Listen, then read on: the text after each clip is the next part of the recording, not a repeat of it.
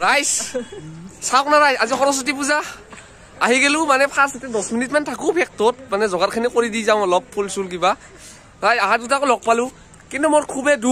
খুবে দুখ আজি মায়ে আহতে কৈছে মোক এই পাছৰ সিটটো মুছি লৈ যাবা দিছে কিজানি আজি অলপ ভাগ্য হয় এইখান সিটৰ অলপ খালি হৈ থাকে দৈনিক খালি হৈ থাকে এইখান সিট ৰাইস এইখান সিটৰ কিজানি ভাগ্য হয় আজি মুছি দিছে মায়ে নিজে মুছি দিছে হাতে দি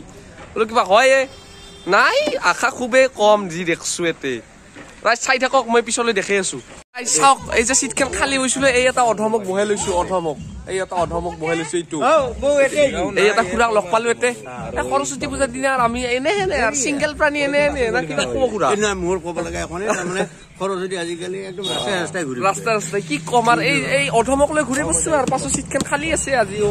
অধমক লৈ ঘূৰি ফুৰিব লাগাত পৰছে এই দিন ৰাইস চাই থাকক বাবা তোমার দরবারে সব পাগলের খেলা একরকম পাগল নিয়ে আইছে নেলা রাইস এইটো কথা কর কারণ আছে ব্লগ নামানো তো আর এই লাজ এইটোৱে ব্লগ নামানো বহুত দুখ